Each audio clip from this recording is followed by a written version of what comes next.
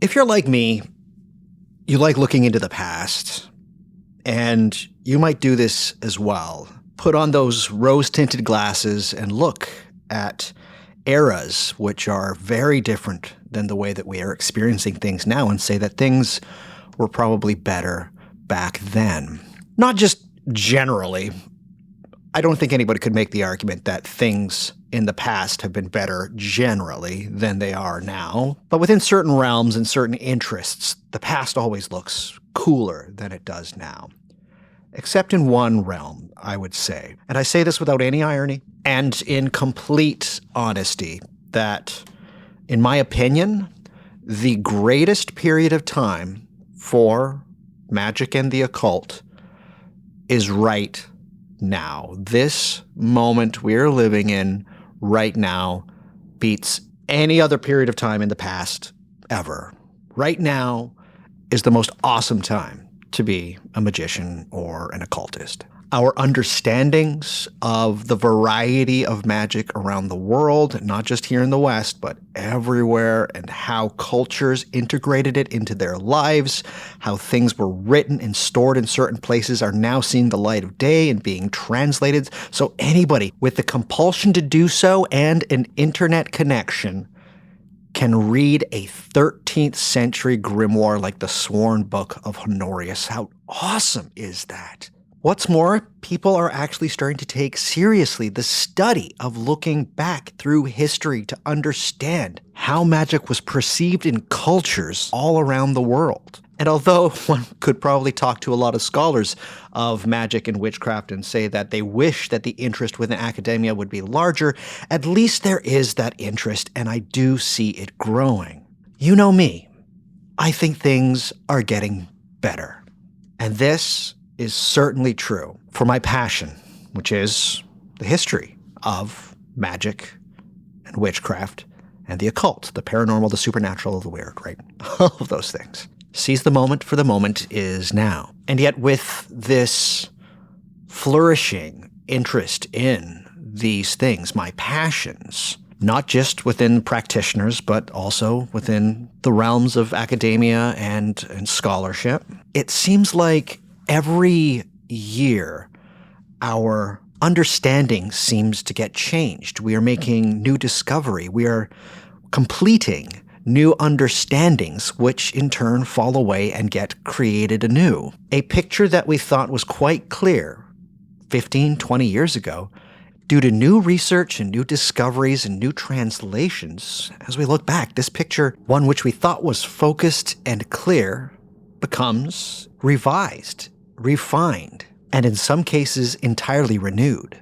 But this bright contemporary moment that we're having right now, the one that allows me to say that I think that we're living in the best time for magic and the occult, also brings with it some new anxieties, particularly for those of us that take this sort of thing seriously, for those of us, like myself, who believes in magic and believes it deserves a history, a clear history, one that shows just how human and how awesome the world of magic has always been.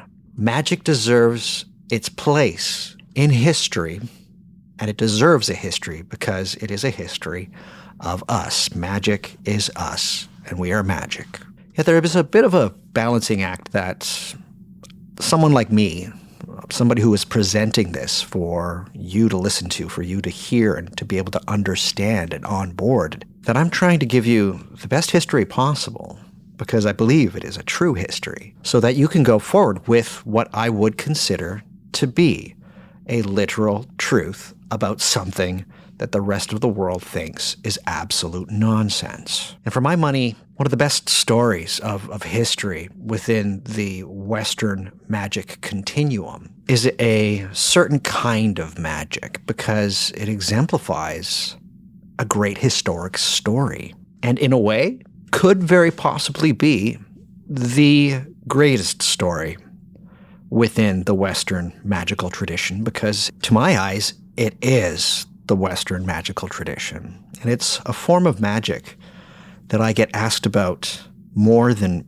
any other. I have a lot of people reach out to me through emails and direct messages and all of the ways that I'm available to be contacted. And I would say a lot of times when people are asking me about magic, 7 out of 10 times, they're going to be asking me something that is either entirely within the realm or adjacent to the realm of this form of magic.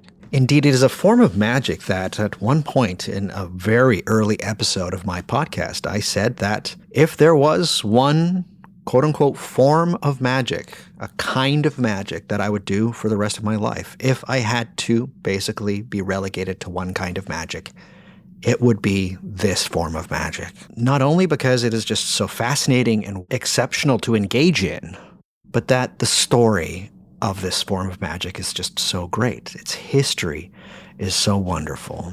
Except that double-edged sword of living in the best period for magic in the occult has recently, as in within the last few weeks, produced within me a sort of crisis. Foundations I thought to be solid as a rock are shifting as much as one that would try to build on sand. In an ever-changing environment in which we find ourselves now, nothing can be for certain, and that goes for the very topic of this episode, a topic which in a way is a bit of a revisitation. So my name is Douglas Batchelor, and you are listening to an episode of What Magic Is This Podcast, a podcast about magic, the occult, the esoteric, the paranormal, the supernatural, and the weird. Oh, and happy birthday, Nikki. This one's for you. Solomonic Magic, Addendum.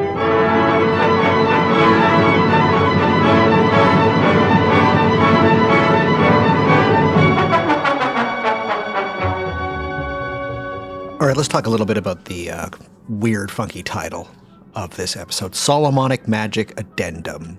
Some of you, and this is not trying to make anybody feel dumb or anything like that, but what is an addendum? This is from the Oxford Dictionary. An addendum is an item of additional material added at the end of a book or a document, typically in order to correct, clarify, or supplement something. As I'm sure every single one of you is aware, I have already done not one, but 2 episodes with the great and wonderful Alexander Eth of Glitch Bottle Podcast on Solomonic Magic. It was called An Introduction to Solomonic Magic, and for my money, that might be the Solomonic Magic episodes, right? Like, I just did the introduction.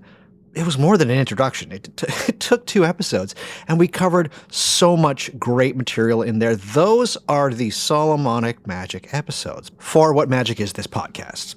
I've also got a lot of Patreon. In fact, there's tons of my Patreon content or offerings has to do with Solomonic Magic. Just so you know. Anyways, with the title like Addendum, one would think that you should probably listen to those first episodes of Solomonic Magic, the ones that I did with Alexander Eth of Glitch Bottle Podcast. Or maybe don't. Actually don't. Or maybe perhaps listen to the first half of this episode and then go back to listen to those 2 episodes and then come back to this episode. You see that little indecision that I exhibited right there? Well, that tension is going to underscore this entire episode, because as a consequence of living at the best period of time to be a magician, the world in which I recorded those 2 episodes with Alexander Eth has changed, and has changed somewhat drastically. How did we get here? And why now? Why this episode? You see, I had an opportunity, and I took it, to basically revisit something that I am incredibly passionate about, which is Solomonic Magic.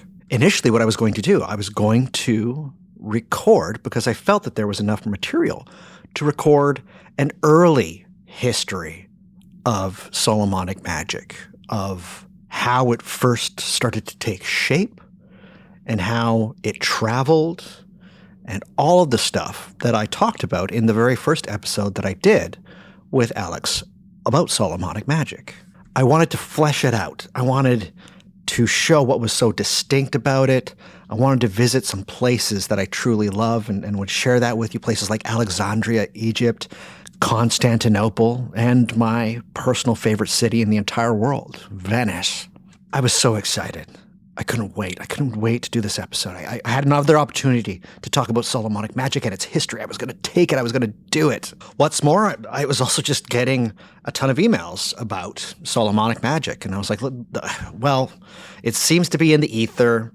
Let's discuss. I think I still have some things that I want to share about Solomonic magic that I could touch on in a history and the formation of how we got Solomonic magic. So as one does, or at least as I do, I wanted to have the best resources. I wanted to get the best understandings as I could to be able to really make this an engaging and exceptional show. As people seem to like the demonology show, like the history of an idea, right? So I was going to kind of do that with let's have lightning strike twice, right? Let's go into a history of the idea of the magic of Solomon and summoning demons and spirits to be able to do your magic, and that it's all composed and put in these magicians' workbooks called the Clavicula Solomonis. Yes, fuck yeah, that's going to be so awesome for everybody. I'm going to do it. Let's go. I'm going to gather up some resources. And then I was like, oh, wait, there was a book that was released recently, literally about Solomonic magic. And even literally more than that, the title of this book is Solomonic Magic. Well, as any podcaster that shares history and the history of ideas and things like that, I was able to get this book. I was able to procure a copy of it. It's released by Brill. Enough people have talked about how much... Anyways, Brill. Okay, moving on. I dove headfirst into the history of Solomonic magic and where it came from. I thought I already knew it, right? I was sharing it with everybody. I just need to make it more of a story. And this book, full title now, Solomonic Magic, Methodology, Texts, and Histories by Dr. Gal Soffer, looked very toothsome. It looked great. And so I just started reading. And quite quickly, what was originally going to be an episode on the factual, literal history of Solomonic magic morphed and had to change into this episode, which is Solomonic Magic Addendum. And if indeed this episode had a subheading, it would be an episode born out of crisis. Because this book titled Solomonic Magic really threw me for a loop. It really tossed me into a kind of understanding that perhaps things are not always what they're made out to be. And it was a crisis born of living in the times that we do now, where our understandings are constantly shifting. And what happens with that will be the format of this show. I'm going to talk about some of the things that have thrown the history of Solomonic magic episode to the wayside, and why you now have an addendum, which in turn brings up a whole onslaught and slew of ideas and things that I've been thinking about for Solomonic magic that I think deserve to be shared with the regular listeners of the podcasts, the ones who just came to this show and they just enjoy my show and they don't really feel like they need to jump on the Patreon, because I've always been one of those folks that, to take a line from Winston Churchill, not the best, he's very quotable, I will say this. Anyway, he always said, never let a good crisis go to waste. And that's what has happened for this episode. It caused a crisis within me. And I'm like, I have to confront these things. I have to share these things. And there's even more to share because of it.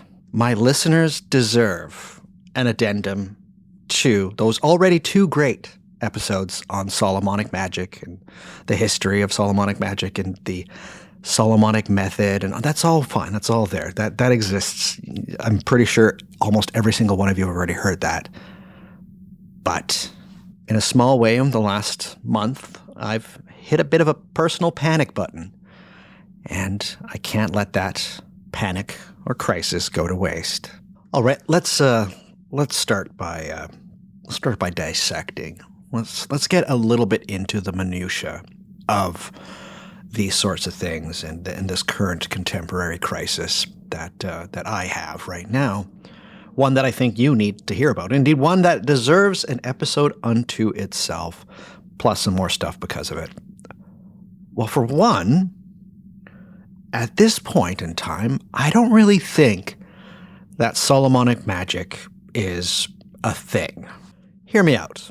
In fact, I'm going to share a bit of displeasure that I had from a point in the past that I was perhaps too young and too eager to understand. There was a book, a very, very expensive book called The Routledge History of Medieval Magic, and it was edited by Sophie Page. It just has quite a few really great and wonderful essays in there by some incredible scholars and academics in there about the kind of magic that was in and around Europe during the period of time that we call medieval. And the main reason that I bought the book was because there was a essay in there about Solomonic magic. So I buy this thing, I get it, I have it in my hands. It's like, yes. And so the first thing I do, of course, is I don't start.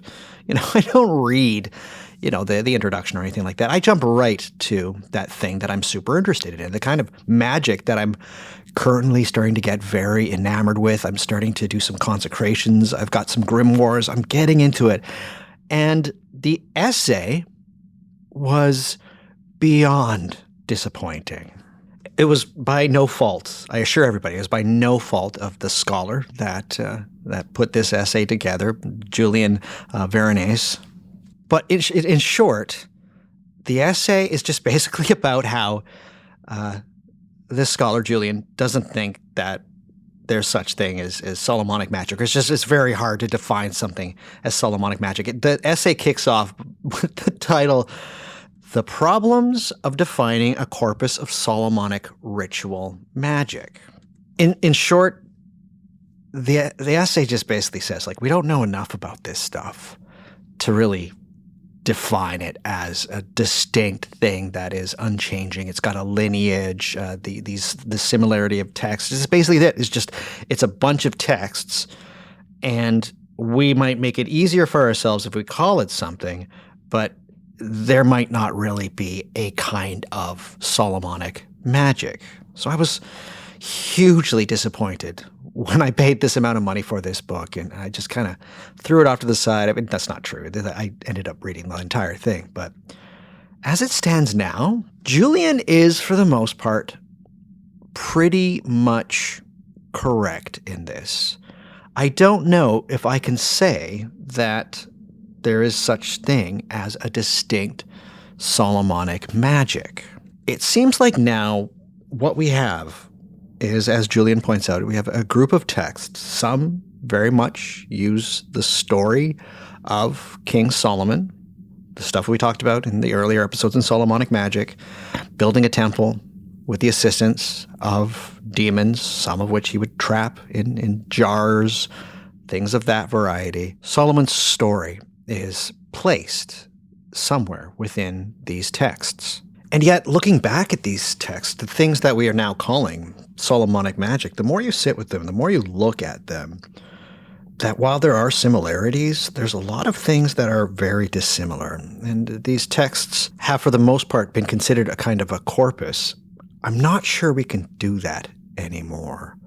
I'm not sure that there is a specific kind of magic that we can call Solomonic magic. It could very well be that something that occurred hundreds of years ago, defining the kind of variety of magic that we see in a lot of these texts that we would consider the corpus of Solomonic magic. They called it necromancy, and they might have actually got that right. Not in the name itself, right? Necromancy is something very distinct to me now, and I would particularly call the kind of thing that people call Solomonic magic to be a nigromancy, which I've also done a episode on that is very good with Julio Cesar Odi.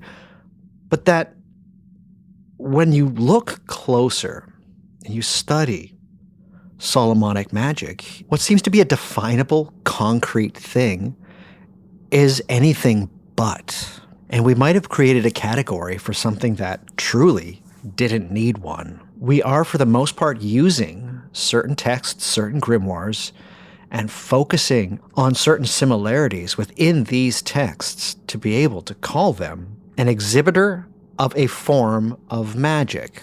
When we do this, however, we do the opposite of the old adage in which we confuse the tree for the forest. What is happening now is that academics and scholars are starting to turn to the individual trees, the individual texts, and view them on their own terms. And what is starting to occur is what has occurred with me is that I don't know if this is indeed something distinct, its own form of magic. I got in a lot of horrible emails from people when I aired pretty much my most hated episode of What Magic Is This, and hated and dissatisfied, and one of my lowest listened to episodes of all time. It was an episode I did with Amy Hale on the Celts, ...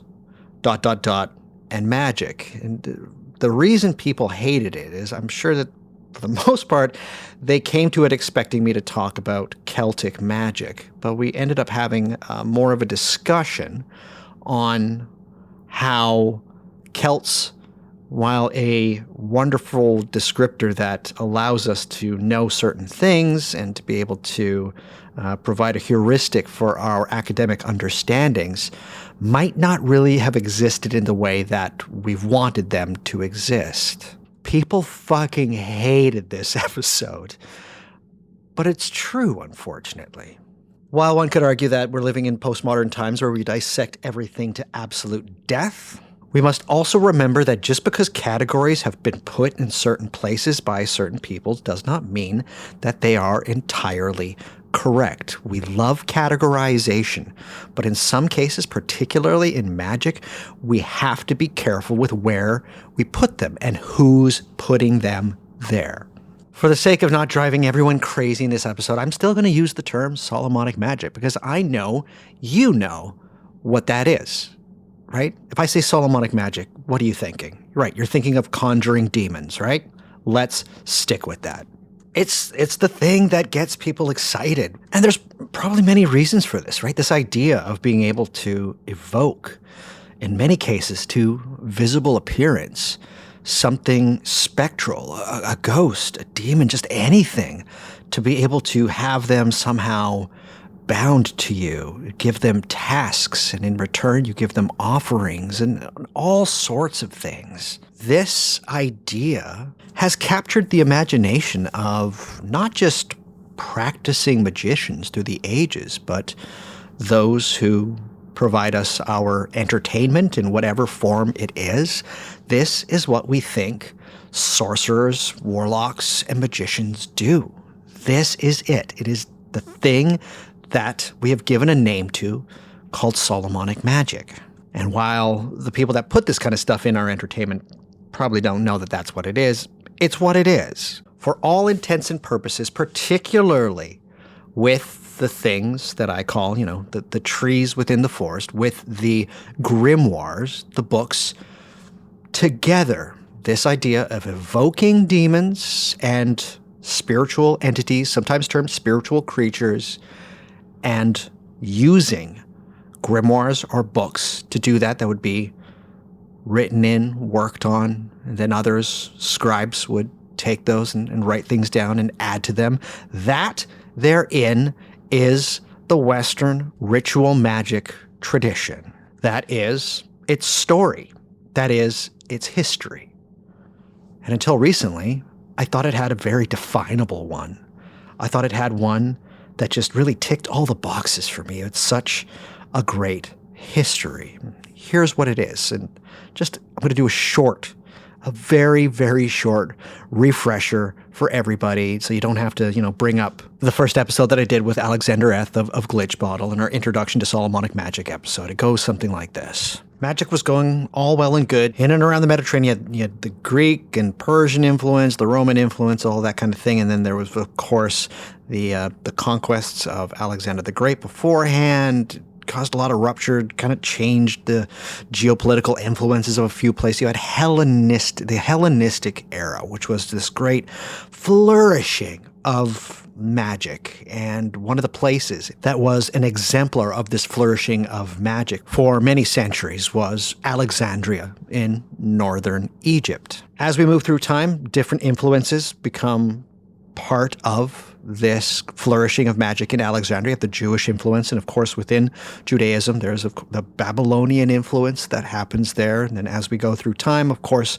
Roman, Greek, and of course, the birthplace of Western magic, the native Egyptian magic. That homegrown stuff, that delicious, finger-licking good magic that occurs. And what we all know about this part of the world, the Mediterranean, is that it's always in flux, always in conflict, seemingly.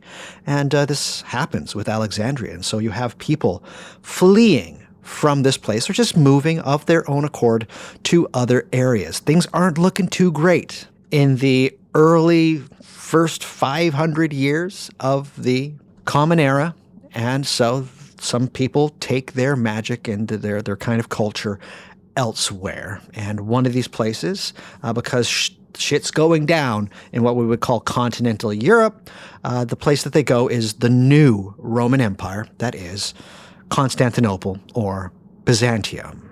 I just did a whole episode about Byzantine demonology on my Patreon. I had a lot of fun with that. I call it the Empire Strikes Back because it truly was. It was like the classical world, the things that we consider the classical world, things like the Roman Empire and Greece and all of the things that get involved with the interplay between those two cultures and the influences between them through the centuries.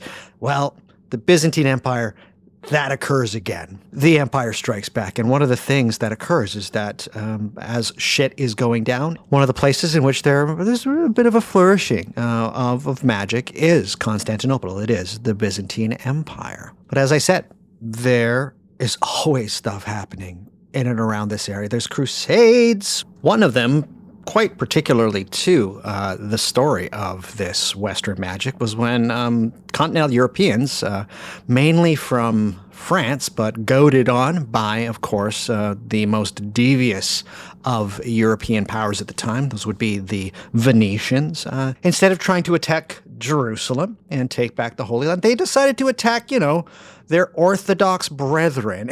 They sacked Constantinople in the 13th century. I love the subtitle, or the otherwise, no. The Fourth Crusade was also called the Unholy Crusade. But as far as the magic at this time, there were, of course, just a lot of influences, as mentioned earlier. There's the Jewish influence, there is the Christian influence, both Latin and later Orthodox. There's, of course, the Arab influence. It's just this place just takes in all of these influences, and that seemingly gets exemplified in works of magic. And the most notable one of these is called the Magical Treatise of Solomon, or the Hygromantia. Hygromantia, I'll call it the Hygromantia. It's what I've always called it. It is an exceptional text that, at least from the texts that we have, the earliest one being from the 15th century, but we think that it's from magic that comes from much earlier on in the history of the Byzantine Empire. There's prayers to the days of the week. You have talismans and the composition of certain kinds of items, the evocation of demons, very, very, very specific timings in which to do your work, literally down to the hour of when you are to do the work. And it not only to the hour, but it will actually tell you which hour is best for which kind of magic. The Magical Treatise of Solomon, the Hygromantia, is an exceptional series of documents, one which shows you just how far our magic has come. This is, for all intents and purposes, about as far back as we can look to say the birth of Solomonic magic while not entirely kicked off by these documents, is present. It contains the still smoldering embers of that first Solomonic fire. And to switch it back to a personal note here, the Hygromantia is, at least the book that I have that was translated by Ioannis Marathakis, has been basically the grimoire from which a lot of my work has taken its cue from. The prayers, the consecrations, a lot of my magic when I was doing what we would call Solomonic magic would start with the items that were in at least one of the documents within the Hygromantia. There's a few of them in there, but there's some documents that I tend to take from more than others. In other words, I took my cues from the Hygromantia because it seemed to still have that pure essence of Solomonic magic. It told that story of that migration of ideas that is the history of this magic.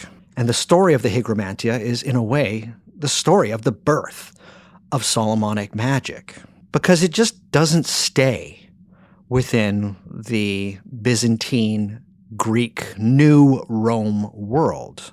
It goes places. It has to. Do you remember when I talked earlier, a couple of minutes ago, about those ne'er-do-wells, my favorite geopolitical players of the last 2,000 years, the Venetians, how they, instead of trying to invade Jerusalem, they attacked and sacked Constantinople, the main city of the Byzantine Empire. Well, it kind of crippled them, and that was maybe in a way not the beginning, but some people kind of consider it the beginning of the end. For what occurs a couple hundred years later is that another geopolitical force in the region at the time, the Ottoman Turks, they start attacking the Byzantine Empire, and they start winning.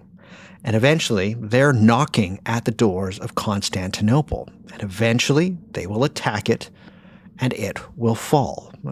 Before this happens, because not everything happens all at once, some of the texts and some of the magic from this place, Constantinople, from the Byzantine Empire, start going westward. They start headed by sea and by land into continental Europe, and into one place specifically, a place that has, and has always had, huge ties through both good and bad means, through trade and attack, with a little bit of diplomacy thrown in there because there has to be. The Serene Republic of Venice. Well, what you see when things start falling apart in the Byzantine Empire is that a lot of stuff eventually makes its way to one of the largest power brokers in the area, that is Venice, of course. And we find that some of these texts, some of these magical documents, or the ideas within them, start popping up in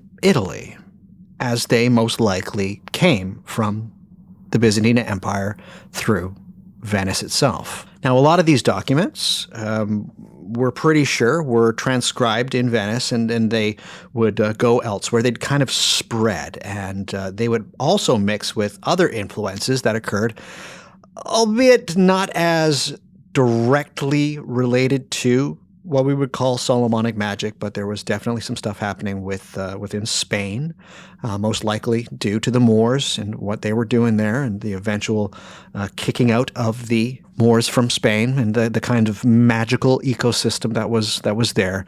But for our purposes, and for the purposes of the history of Solomonic magic, most likely it came from Alexandria to the Byzantine Empire, Constantinople, and eventually drifted or made its way into Italy. And from Italy, it went all over Europe. People with these books of magic, and then the magic within them, copying them down, changing things here, adding things here. There's the other influences that they would add. There would be the common folklore and the superstitions, or what academics call superstitions, but I just call it folk magic, and things of that variety would also be put into these books. And it was just an incredible thing. And then we get things like, well, the one that everybody knows, the things like the Ars Goetia, those 72 demons, and how one can evoke them, to bind them to you, to do Solomonic Magic, the thing that this episode is all about. That, in short, is the history of Solomonic Magic. That's the history that I love. It speaks to me. It speaks to me because it seemingly makes sense and it's very romantic. It happens to involve three of my most favorite places on Earth: Alexandria, Constantinople, Venice. I mean, everything about this is so great. What's more, it seems to be somewhat ironclad because we have the documentation, right? We have things that we can point to and be like, oh, this is indicative of Byzantine magic. And we can see that by the time it gets to continental Europe, places like northern Italy, and then places like France, and eventually places like England, that certain aspects of the Byzantine Solomonic magic kind of get taken away. And it's not as specific as this hour is good for this kind of thing. They just kind of give you a generalized notion. That's very odd. That's very interesting. It's crazy that it's so linear. It seems too good to be true. And it sounds too good to be true because it very well might be too good to be true. Now, before I get into this next part, I just want to reiterate that as of now, as of this year, 2025, the current scholarly consensus of the history of this kind of magic and the history of things like the Key of Solomon, the Clavicula Solomonis, is the history that I've just shared with all of you over the past, 10 minutes or so. The migration of the kind of magic from Byzantium, exemplified in the text that we call the Magical Treatise of Solomon, the Hygromantia, whose influences at this point, it doesn't look overly Jewish. It looks more Greek than anything else, really. That eventually made its way to continental Europe, the Latin West, if you will. That is, as of now, the scholarly consensus for the most part. And yet I have a feeling that this is actually probably going to change pretty quickly here. It's not going to be one of those things where it's just like a light switch going off. It's going to be gradual because these kind of things are gradual. The history of Solomonic magic, as I said, it seemed pretty ironclad, and yet there was indeed a chink in the armor. And that is the text, the group of documents that we call the ancestor to the Key of Solomon, the thing that shows the link from a certain kind of magic that was practiced and refined within the eastern portion of the Mediterranean to a continental western, evocatory, demon-summoning form of magic that we call Solomonic magic. This group of documents, the Hygromantia, was to be the centerpiece initially for this episode. And so, I got some resources together, and I got this new book by Dr. Gal Sofer, Solomonic Magic, Methodology, Texts, and Histories, which basically depth-charged this initial impulse for this episode. Before I get into it too deeply, and I can't get into every single chapter of this book, it's an exceptional book in a way in which, and I really hope this doesn't sound like I'm exaggerating too much, it has reversed polarities for my understandings of Solomonic magic, and particularly of the texts that we consider to be the quote-unquote corpus Solomonic Magic Grimoires. I urge you, if Solomonic Magic is interesting to you, you have to probably grab this book. It's expensive. It's worth it, I would say, particularly if you're like me and just an entire nerd for history, and more than that, a nerd for these things that we call grimoires, because it uses as a basis the texts themselves and tries to trace the ideas through them, not through a sort of linear fashion, as we've done, as I said, through the history that I just gave everybody listening to this show, but in the things within the texts themselves and the kind of ideas within the spells and operations or experiments in the grimoires, to just kind of see where they pop up. And it's an amazing methodology that Dr. Galsoffer goes through in this book, and just a very refreshing one. And as I said, it's kind of mind-blowing that it's taken this long for somebody to actually do this, I'm going to say properly, because they really get into it. And they use, as I said, they use the texts as the ones to actually show the way, to show where, say, an idea about threatening a demon with fire, if they don't come to you, taking a sigil or a seal of a demon or the name of the demon and threatening it or waving over a fire, which text that turns up, and then to use the age of the grimoire, or when we think the grimoire was written, and just kind of see where these certain ideas crop up, and we can kind of, as we go through the documents, to see kind of where they first start to take shape. It is an exceptional way to look at the history of this kind of magic, because for the most part, besides stories by certain historians in their time, all we've got are the scribes' books. And this book particularly, its title once again, Solomonic Magic, Methodology, Texts, and Histories, does the best job ever, I think, at truly speculating as to the ambitions of the people writing these grimoires, the scribes that create these books that I love dearly, that I have over 40 of them on my bookshelf. What is the scribe doing? What are the reasons, perhaps, that they're doing it? How, most likely, did they want this magic to be exhibited and presented? Once again, astonishing, astonishing work. It single-handedly threw me into a pit of despair as I read through it. Well, okay, that's being overly dramatic. It didn't throw me into a pit of despair. I was fist-pumping and frowning with the same frequency for several reasons.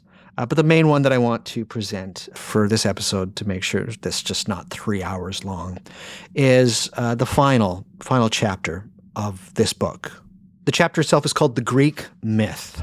And in a nutshell, for the sake of brevity, it is the hypothesis of Dr. Galsoffer in this book that the hygromantia is probably not from Byzantium. It's probably not indicative of Byzantine Solomonic magic, a kind of Solomonic, that the curious aspect that the oldest one of these texts that we have is not older than the oldest Key of Solomon that we have. Again, the oldest copy of a document that we can call the Magical Treatise of Solomon, the Hygromantia, is actually from the 15th century.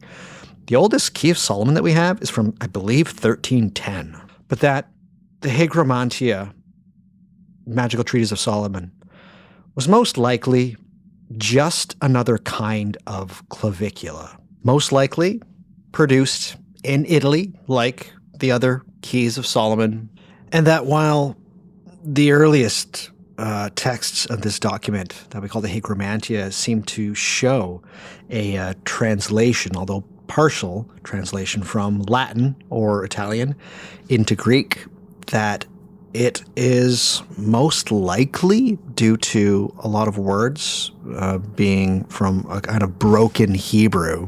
It seems to show that, to quote Dr. Galsoffer in his book, Solomonic Magic, this is the work of a Christian practitioner who translated and reworked Latin or Italian texts, as well as Greek and Hebrew formulas, in order to create his own clavicula. Basically, what Dr. Soffer is saying is that a lot of the stories that we have attached to these documents called the Hygromantia, which, as an aside, very few of the documents even use the word Hygromantia in there. Anyhow, that these documents are not from some ultimate source of Solomonic magic, and most likely they are in no way the ancestor to the Key of Solomon. They are not part of a lineage, again, from this line from a kind of initial Solomonic magic that we perhaps saw being exhibited in documents like the Testament of Solomon, which we talked about in the first 2 episodes of Solomonic Magic, which, just on a totally different note, that document also, the Testament of Solomon, probably not as old as we think it is either. All right, refocus. Yes, the Hygromantia, for the most part, is most likely initially a document that was composed by a Christian within Italy who hired a Jewish practicing magician, or just somebody very familiar with magic, and the two of them collaborated in some ways, and they came up with this document, the Magical Treatise of Solomon, which in turn other scribes got copies of and made their copies, and that's what exists in this book that we can buy and put on our shelves, called the Hygromantia, or the Magical Treatise of Solomon, which I still think, and here's the thing, I'm going to get into some of the reasons why perhaps it's not what a lot of people think it is, this ancestor to the Key of Solomon.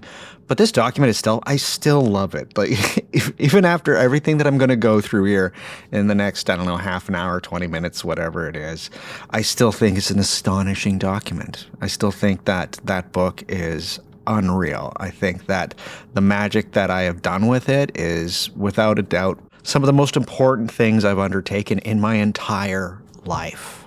Period. If indeed it is just another Key of Solomon, another clavicula, in my opinion, it is the greatest clavicula. Yet, perhaps we just might have gotten some things wrong about its history. Or to be more fair, it's probably that perhaps we might have speculated a little bit too much. Having finished Dr. Sofer's book, and indeed this chapter, the Greek myth, is the final major chapter in this book, I closed it up, and I felt a little bit rudderless, to say the least, due to the fact that, well, yeah, I wanted to do an episode about this very thing, which Dr. Gal Sofer says is probably a myth. What was I going to do? What could I do? Well, after just staring into space for a few minutes with the ramifications of this, and with all of the things that I've done, all of the things that I've said on this podcast and in my Patreon, I decided to reach out to some people. I had to get their opinion. I needed somebody else's opinion, because at this point, I felt somewhat paralyzed. I'm just going to share some names of some people, and go and grab yourself a pen and a notebook. Write these names down. Make sure that you know about them. And I'm doing this right here, right now, because I know I can see who's listening to what and when. I know your listening habits for my podcast. 85% of you rapscallions don't listen to the final 15 minutes of my podcast. But I get it, because it's where I tell you how to support me and support my work, and you've heard it many times. Yes, I know. So I'm doing it here, doing it now. Suck it up. Have a listen. Take note, because some of them have been on the show, some of them have not been on the show, and these are very important people doing very great work. And so I'm just going to say them here with a little blurb about each of them. Also know that all of their names and where to find them are going to be in the show notes as well. But if you know these people, then you are on basically the cutting edge of what is going on today in the world of research and history of the current contemporary magical history moment that we're living in, these great times. These people will keep you in very good stead. But yes, I wrote to every single one of them just to see what their reaction was, or if they'd read this book, or if they know about what Dr. Gal Sofer's hypothesis was, this Greek myth. I wrote to every single one of them because I felt so shattered in a way. The first person, obviously, was Alexander Eth of Glitch Bottle, because I just did the episodes Solomonic Magic with him, and I was like, I wanted to do an episode about the history of Solomonic Magic, and then this happened. What the heck's going on? And Alex, of course, gave a reply. He's really wonderful. If you're not supporting Alex on Patreon, go support Alex on Patreon, please. All right, and listen to Glitch Bottle. It's the greatest, in my opinion, it's the greatest podcast about magic and the occult around right now. Better than my show. It's fantastic. In fact, there is an interview coming up on Glitch Bottle Podcast very soon. It might be out by the time this episode's released. If not, then maybe wait a week or so, with the author of this book, Solomonic Magic, Methodologies, Texts, and Histories, Dr. Gal Sulfur. You get to hear from the horse's mouth what he thinks and some of the things within this book. I've had a chance to listen to it. It's a fantastic interview. It's 3 hours, but it is so good. It's just, as I said, it's going to change a lot of minds. It's going to blow a lot of minds. Anyways, if you're not following Alex Eth, just do it. Listen to Glitch Bottle. Support on Patreon. Another person is, of course, a good friend, Dr. Alexander Cummins. No one has been on What Magic Is This podcast more than Dr. Alexander Cummins. He's been on 3 times. Go support on Patreon. I'll link in the show notes. Absolutely wonderful person. My personal favorite magician alive right now. No one else, I think, is doing greater work than Dr. Alexander Cummins. The next 3 folks that I'm going to talk about have not been on the show. I really wish I could have gotten all of them on the show at some point. The first is Don Carr. He put out one of the most astounding documents, at least for the last 15 years, just linking up and trying to guide people in the right direction as far as resources that are available in a document called The Study of Solomonic Magic in English. I've linked to it plenty of times. It'll be linked in this one as well. Reached out to him just to get his opinion. Don has translated a couple of grimoires, Sefer Ratziel, a 16th century English grimoire, as well as Liber Lunae, Book of the Moon, and Sefer Lavana. Wonderful books. I really, really, really like the former, Sefer Ratziel. Brian Johnson, who is the translator of several awesome works. He did a translation of the Testament of Solomon, as well as quite a few other grimoires, including Necromancy in the Medici Library and The Black Raven. All of those, I believe, are available through Hadean Press. Brian's work is exceptional. I basically love everything that they do. Just released a book, A Similitude of Nature, Giorgio Anselmi, on the images of the 8th celestial sphere. If you are interested in astrological magic and European image magic, this is a must-buy book. All of the books I've mentioned that Brian has done are worth grabbing. Finally, the last person I reached out to just to get their opinion was somebody that, I really regret not having them on the show at this point. They are the translator of a few of my favorite grimoires, and one that I have talked about so often on my show and in the Patreon, the Book of Oberon, and that is Dan Harms. Librarian by day, translator of occult texts by night. As mentioned, the Book of Oberon, but also of Angels, Demons, and Spirits, probably one of the most underrepresented but still great grimoires. It's an exceptional translation. It's an exceptional work. Nobody's talking about it.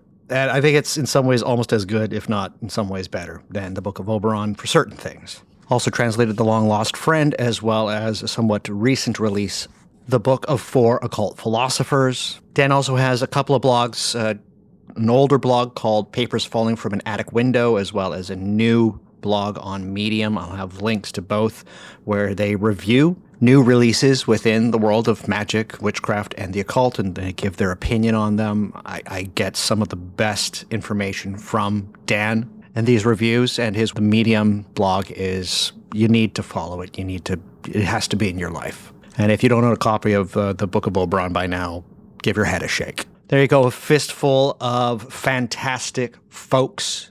All 5 of them are well worth knowing. If you don't have them written down, go to whatmagicisthis.com. I will have links to all of their stuff on the website to this episode. Moving on. Thank you for bearing with me, everybody. I need you to know those people because I appreciate that they took time out of their day for whiny baby Douglas after reading Dr. Gal Sulfur's book. And for the most part, When I reached out to them, some of them had read it. Some of them had actually read Dr. Galsofer's dissertation that basically became this book, Solomonic Magic. And some of them were just aware of the Greek myth, or at least this chapter, and what the hypothesis was. And for the most part, they were all like, yep, it's probably very, very likely that this is the case. That the Hygromantia is probably an Italian, for the most part, an Italian document written sometime in probably the 14th or 15th century, most likely the 15th century. And sadly, most likely it is not the ancestor to the clavicula or an example of a Byzantine book of Solomonic conjuration. And particularly, the ones who had read Dr. Sofer's book all said that the way in which Dr. Sofer came to this hypothesis was something that they thought was really cool and something that they thought was very interesting. And I'm going to let that lead us into some of the examples as to why perhaps this Hygromantia is not what it is cracked up to be, at least for some of us that really like the story of the history of Solomonic magic. The methodology, for the most part, that Dr. Sofer goes through in this book is, as I said, they take individual parts of certain texts and kind of look at them, group them together, kind of create clusters, and to put those into, to see this vast network of documents and to try to trace the genes or the aspects, like, as I mentioned earlier, something like threatening a demon with fire, and just seeing kind of how far back that goes and where perhaps the initial point of where that arose in the Mediterranean or within continental Europe. To put it simply, Dr. Galsofer does something that it seems so simple, and it's also very brilliant, is that he just reads the documents and just sticks with what is in them. He doesn't abstract further than what is in these grimoires themselves and how they compare to other grimoires, not in some all-encompassing linear way, because he feels that that is to ignore the way that these books were composed. Again, he puts an onus on the scribes and why the scribes might be putting these things in these documents. Letting the documents speak for themselves is, in a way, so simple and so brilliant, as I just said. And initially what you see is just that when we try to say that one thing is a certain lineage, that this document is entirely Italian, mainly written in Latin, ergo it is an Italian grimoire, or this one is written in Greek, therefore it is a Byzantine document, is missing the point of the intercultural exchange that is evident in these books. A lot of the scribes of these things were not idiots. They were probably versed themselves or had help from others in many languages: Latin, Italian, French, Spanish, Greek, Hebrew, in some cases Arabic. The grimoires themselves, these texts, these documents, are evidence of the cultural exchange of ideas that was present from the 10th century to, let's just say, the 19th century. They are evidence of the hunger and intelligence, and in some ways, I'm just going to say, and I'll get to it in a little bit later on in this episode, of the savvy marketing that was exhibited by magical practitioners and scribes in their respective societies through the centuries. One of the greatest boons of reading this new book by Dr. Galsofer is to try and stop with this idea of thinking about the history of certain kinds of magic that are apparently exhibited in these books in a linear fashion. One needs to see the ideas therein and the kinds of magic that are in these books as part of a network. Ideas and experiments and spells within these books rise and fall and reappear in extremely nonlinear fashions. Just because one grimoire has seemingly more of one thing than others does not mean that it came earlier. It is not indicative that it came later. for the most part, they seem to just indicate the specific aims of the scribes themselves. Let's talk about the Hygromantia. What is the evidence that Dr. Galsofer uses to basically say that, in his words, he says, there's nothing within this document that makes him believe and assume that this is the ancestor to the Central European Clavicula Solomonis, the Key of Solomon, the texts that give Solomonic magic its name. Well, I can't go through every single one of the bits of evidence that Dr. Galsofer uses. Was one of the major ones that was something that for a period of time was a part of my life, and that is the use of these certain prayers, the planetary prayers to the days of the week. By that I mean, Monday is to the moon, Tuesday is to Mars, Wednesday to Mercury. Everybody should know these, right? These are prayers that I would literally myself say in the morning, facing the sun, every single day that I would wake up for a period of well over a year. Indeed, it is one of those things that makes these documents, the Hygromantia, somewhat special. People love these prayers, and I myself did as well. And they're seemingly absent from other keys of Solomon. So one would be led to believe that these had their origin in this kind of Solomonic magic that was Byzantine, Greek in origin. But unfortunately, these prayers, Dr. Galsofer has made it very clear that these prayers are basically lifted from earlier Latin, i.e. Western sources. In fact, they even had a name, and they're listed as under the Latin title on the orations of the planets. By the time the 15th century rolls around, they are known as the Book of the Orations of the Seven Planets. In fact, we have further evidence that most likely these prayers had been floating around, circulated in Arabic or Latin, and they were even shored up in the 13th century in places like Spain. Well, one could argue that, yes, this place, the Mediterranean, saw a lot of trade, that perhaps these 13th century prayers would have made their way all the way to the Byzantine world and then eventually drifted their way back. That is always a possibility. There's also some very interesting stuff wherein Hebrew letters, a lot of them, for those of you who have actually looked at the Hebrew alphabet, by general appearance, some of the letters look very, very similar. There are words within the earliest copy of the Hygromantia, the earliest 15th century copy that we have, of translation errors in which Hebrew letters that look alike are in place of where they should be, which is indicative perhaps of the scribe of this document not being able to differentiate between the Hebrew letters because they were involved in most likely a correspondence with somebody who was very familiar with Hebrew and probably spoke it. Moreover, one of the major reasons is that we think it's kind of rare that there are Greek grimoires, because we like to think of history traveling in a somewhat linear fashion.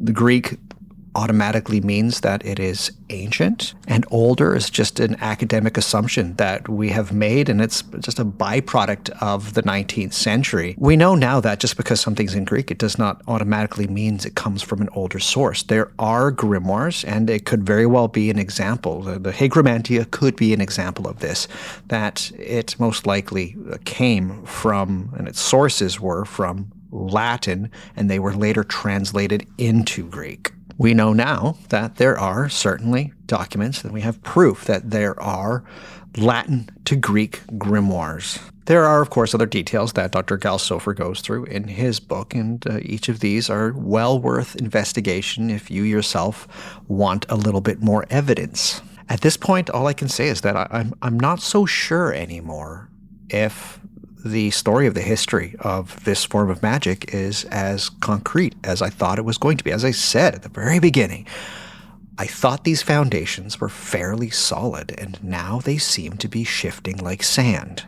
I guess in some way I really wanted it. I needed it to be true because it made sense to me. The story in some way was one that I could really get behind. There are, of course, other ideas and other ways to look at this exceptional texts, the Hygromantia, including one by the translator Ioannis Marathakis, who believes that it could have been composed in either the 14th or the 15th century, not in Italy and not in Byzantium, but kind of close, on the island of Crete, when it was under the control of, again, my favorite place during this period of time, the Republic of Venice. There was a real renaissance that occurred on this island of Crete when the Venetians were controlling it. And indeed, because of its proximity to Greece at the time, it would have had indeed a lot of Greek influences, but it could have very well have had a little dash of the Byzantine, a dash of the Hebrew, and a dash of the Italian or Latin. But that again goes back to this idea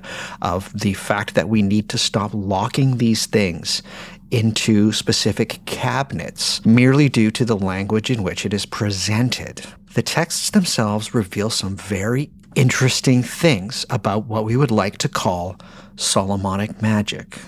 And so if the history of Solomonic magic is not as clear-cut, what then is its history? At this point, and probably at every point in the last 50 years, due to the renewed interest of this sort of thing, is probably that we will never be entirely sure. What we do have, for the most part, is indeed the texts themselves and what is in them. What do they tell us about what could potentially be the history of this form of magic? Well, we have some assumptions that we might have to be able to get rid of. We do not know for a fact that the ultimate origins of these things was within northern Africa, that was within Egypt. No doubt Egypt played some kind of influence in some way, shape, or form. It is a hypothesis of Dr. Gal Sofer within his book that a lot of the Jewish elements within this kind of magic has in some way been diminished by recent scholarship. And in fact, there are indications, it's not entirely clear, but there are indications that perhaps it is far more Jewish in origin than we've been led to believe. Some of the earliest examples of this idea of what we can call Solomonic magic, again, the thing in your brain, when I say Solomonic magic, i.e.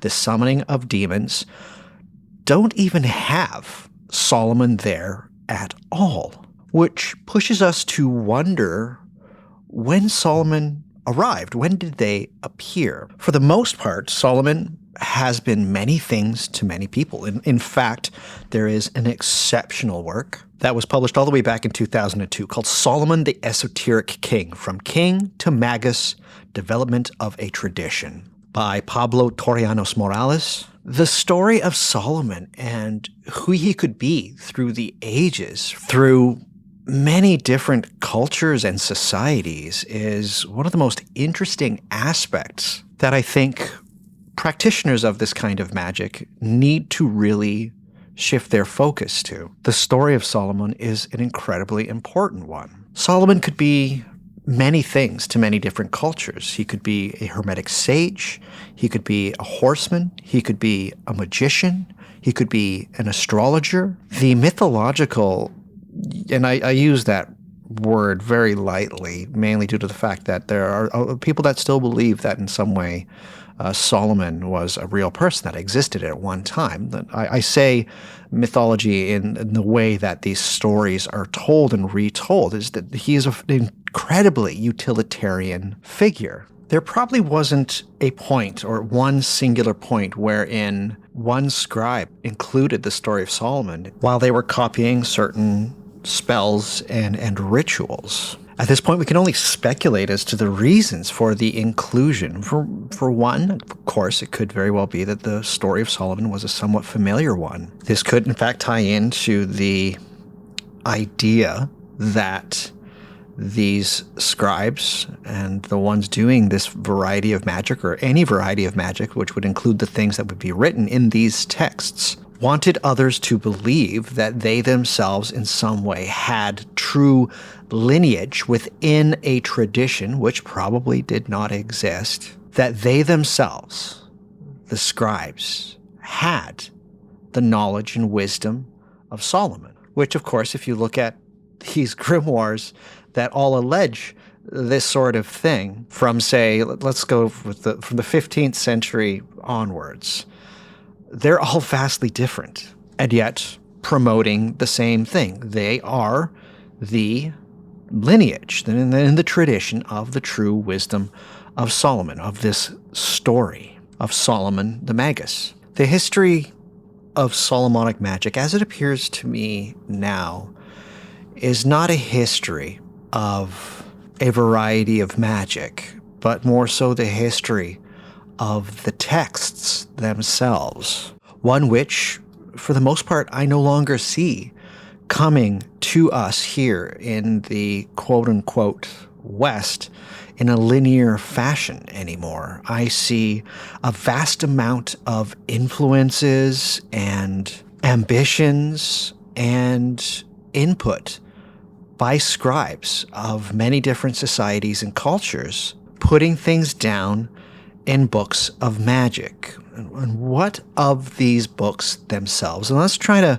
mainly hone in on the one that basically gives Solomonic magic its name. That's the Key of Solomon, the Clavicula Solomonis. There has been, for me at least, and this occurred even before I read Dr. Gelsofer's book, a shift in understanding as to what exactly, or at least closer to exact, these grimoires called the Key of Solomon were. What was their major ambition? Were they merely workbooks in order to try and get one thing that is Solomonic magic, the conjuration, the evocation of spiritual creatures like demons? Where I'm sitting now is that, for the most part, we need to start to get away from the idea that these grimoires are self-contained units. This is something that others have been saying far before me, Dr.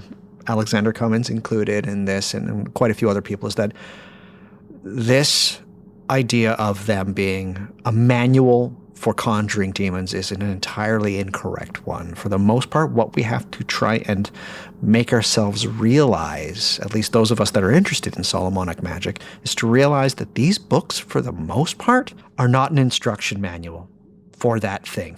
They're not an instruction manual for Solomonic magic, but that they were auxiliary. They were in some way a reference for you, if you would be able to get your hands on one of these books, because you are already, for the most part, doing your own kind of magic, that if you wanted to use something, say a knife, you would have a book to refer to be able to do the things necessary to get that knife. The key, in a way, was the key to helping you with your magic, because that's what a clavicula is. It's the key.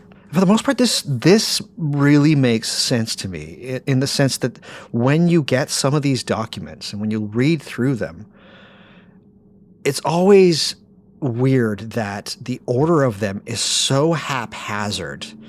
Why would they have all of these things for consecrations after it's already gone through the ritual in which one summons a demon? Like, what's up with, why is it all funky in the way that this grimoire, they must just be an error, or maybe somebody took these pages and rearranged them.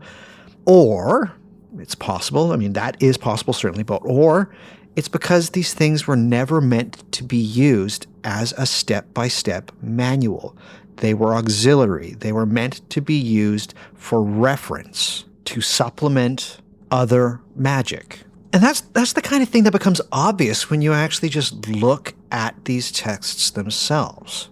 What's more, a lot of times the scribes would describe their books within the books themselves as being crucial, as a crucial supplement to the act of the thing that we would call nigromancy, or what you think of as Solomonic magic. What's more, and if I really want people to realize this, in some of these things, that's exactly what it actually says in the grimoire itself. This idea that these are auxiliary reference and helpful, how to help you with your magic books is probably the easiest way of explaining what the Key of Solomon seemingly is in our understandings right now.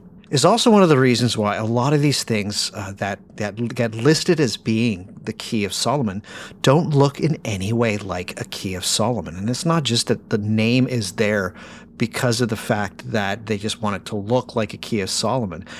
In some way, they are the Key of Solomon because they contain these weird rituals or weird little spells for love and things like that. They are, in a way, the key to help supplement a magician's magic. One of the better examples of this is just the way that the second book within the Book of Oberon is called a Key of Solomon. It contains almost nothing that looks like a Key of Solomon. But when we broaden our definition as to what exactly a clavicula is, we say, no, this is actually true. This is, in a way, a Key of Solomon. It just unfortunately doesn't fit into the box that I thought made something a clavicula. It didn't fit into my preconceived notion as to what a Key of Solomon is supposed to be. These things were supposed to be auxiliary. Doesn't mean that you can't do that thing. It doesn't mean that you can't do that step-by-step process that exists in a lot of these claviculas of how to conjure a demon. The Solomonic method as presented by Dr. Stephen Skinner is indeed a very relevant thing, but you can find in certain claviculas the process to be able to do a act of nigromancy and a evocatory ritual. But also within that, just realize that if you have one of these books and all you want to do is take a couple of things out of them to help you with your magic, that is, from what I've been led to believe, a more quote-unquote historically accurate way in which to use the clavicula. Just taking the bits and taking the small little spells and rituals and the consecrated items and using them to supplement other magic, your particular way of doing magic. To hopefully not beat a dead horse, I would love for the major ambition of this episode to be a return for folks to do as Dr. Galsofer did and to look at these texts as the history of this variety of magic that we probably can say is not a very distinct thing. A return to looking and meeting these grimoires and these texts and these documents on their own terms is a crucial direction that we need to head in. There's lots of ideas as to how Solomon came to be attributed to this variety of magic, and some of them are a bit more persuasive than others. There is indeed this idea that a king in and around the area we consider Spain now, Alfonso X, otherwise known as Alfonso the Wise, who considered himself to be one of these sage kings and indeed was a huge instigating force within the 13th century, within his rule, to have a lot of documents of magic translated into Latin from other languages, that this act of this king of this specific kingdom led in a way to the resurgence and the attribution of magical documents in the name of Solomon, who himself was a sage king.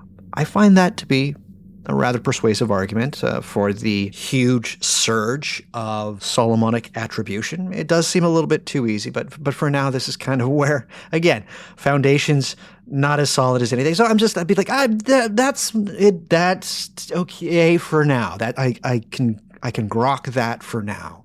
Yet refocus, realign.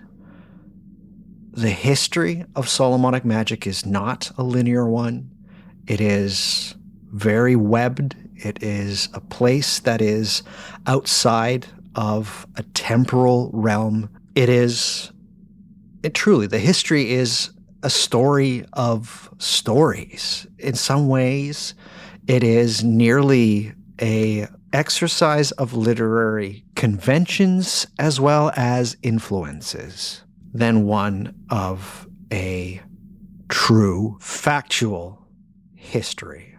And I hope that folks can, in some way, And I'm not asking this. This is like I need your sympathy. But I hope folks can understand why perhaps this has thrown me in some kind of flux. Because a lot of what I've shared over the years here has been about this kind of linear history. It's one that I have promulgated over and over again on this podcast, as well as in a huge part through my Patreon. Does that mean that if I no longer believe that history, that you might as well throw all of those things into the garbage? I'm not sure. What I know is that there are lessons that I myself have had to learn. And sometimes it's in a little bit of a way ironic, because the main reason that sometimes scribes would put the name and the stories and to their mind, the wisdom of Solomon in their books was to try and convince those that they were trying to give these books to, or that came to them for them to use these books, that they themselves had the true knowledge. They had the true wisdom. Is that not what I have been trying to do with my podcast? Yes. Never mind those videos that you see on YouTube about the history of magic or the history of witchcraft that use those shady AI graphics and really horrible AI music. Don't listen to those people, because they don't have the true history. I, Douglas Batchelor, I have on the What Magic Is This podcast the true history. Perhaps it turns out I might not have. I've been doing that thing.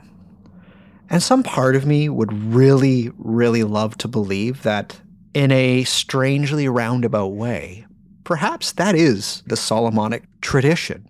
More than anything else, really, the ambition to release something, to say that this is the thing, the true knowledge, the factual thing that you yourself can use. This will blow away all of the cobwebs, and that you can use this history to augment your magic so it can be better, so that you can be a true magician on par with the great magicians. I am peddling you a story.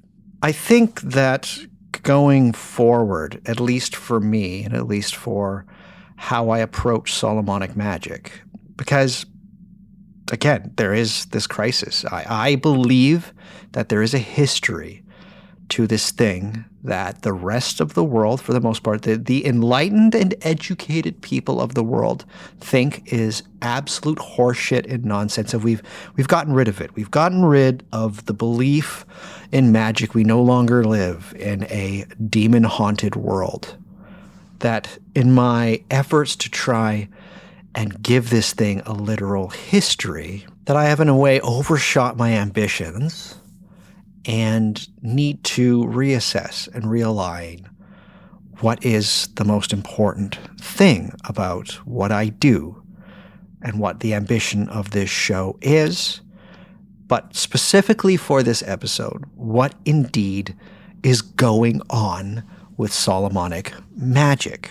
The tons of folks that come to me for answers about this kind of thing, and I espouse a certain kind of, dare I say it, expertise on this thing, Solomonic magic, which may probably not actually be a thing. What else is indeed important for you to know about Solomonic magic? Well, for one, it brings up quite a few ideas that I think are somewhat relevant to share with everybody. No doubt some of these things that I believe are well worth sharing. And this is where I hope everybody can understand this, because what's going to happen for the remainder of this episode is that it's going to seem really scattershot and really all over the place. Just imagine this episode is a clavicula. If the next little bit is kind of all over the place and jumping around, that is intentional. I'm doing this for a reason. It's clever, I'm going to say. I shouldn't have to point it out, but I'm going to. I need you to see how clever I am. Anyhow, the next little bit here is indeed the key, the clavicula, right? for Solomonic Magic. These are the things I think you need to take to help augment you with your magic. And it doesn't have to stay within the realm of things like nigromancy or evocatory magic. These are, dare I say, experiments. My ideas, these are little spells for you to go forward and do your thing. I see, as it exists right now, not enough people giving enough credence to things like spiritualism and mediumship that probably should.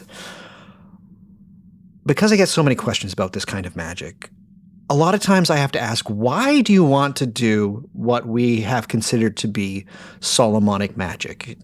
You need to ask yourself. And in pretty much every single case, it is because I want to have the manifestation of a spirit appear visibly before me. And then all of that other stuff, like the magic, the ambition to bind them in some way to get them to help you, that seems always like an add-on. For the most part, people want to have a spirit appear before them. Firstly, I say that, well, there's other magic that you can do besides this thing called Solomonic Magic, which is very involved. There's other things that you can do to cause the appearance of spirits. And one of the best ways of being able to do this is indeed involving yourself within some kind of a mediumship. In the way that one can look at a grimoire of Solomonic Magic and something like Julio Cesaroti and what he does, particularly in his book, Magister Officiorum, The Ceremony of Solomonic Magic. He dispensed of certain things that we would consider aspects of the Solomonic method. I mean, it's mostly there, but there's things, lion-skin belt gone, right? With things like seances and attempting mediumship, there's a lot of, if you'll excuse the pun, bells and whistles that get involved in how one can do that. You can take a look at that process and strip it away quite easily to be able to get quite stunning effects. Things like visual appearances of spirits. In this day and age, and it's something that I have begun to do, I tell people, for the most part, you should probably, if this is this active nigromancy, this evocatory magic, you should probably start, in a way, less with looking into these grimoires, these keys of Solomon, and more so towards what's going on during seances and during specific kinds of spiritualism. I know it doesn't seem as cool. I know the robes and the knives and the things and all of that. You're not going to get props from the grimoire bros or the hermetic mages or things like that. But in a way, I can. And take this for what it's worth, again, with that sly wink in my eye of doing what the earlier clavicular sages did. I guarantee you'll be on a faster track to having weird shit happen than just opening up a grimoire and going in cold. But here's the thing. If you just want to do that, that is also pretty cool, and I commend you for doing so. Of course, Dr. Jack Hunter's work, particularly Manifesting Spirits, is a very interesting guide. It is not a step-by-step guide as far as how to start a seance or do anything like that. But I've got a lot of resources on an episode that I recorded with Dr. Jack Hunter, including one in which it shows you how to set up your own kind of a seance. There's a lot of stuff in there that you just can probably get rid of, but there's also some good advice there as well. The document is called To the Development and Practice of the New Physical Psychic Phenomena Using Energy. Again, a lot of the stuff in it, a lot of the stuff is kind of crap, but there's other stuff as far as the layout of the room and things of that variety. I mean, but what is a table if not a Solomonic circle? Right?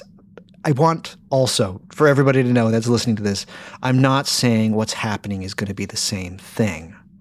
It's not. I have done both to some degree, and they are quite different. But again, if the ambition is to try and contact and make some kind of communication or interaction with spirits, there's different ways of doing it. One of the easier and one of the ones that will definitely help you if you do try and do evocatory ritual magic from texts that are hundreds of years old, is by engaging in newer, dare I say, newer forms of magic, which happen to be spiritualism and mediumship. I mean, there's arguments that that stuff is actually not new, and I would agree with that as well, but I hope people know what I mean. Why do I think this? Why do I say that spiritualism will help you get a leg up on evocatory ritual magic?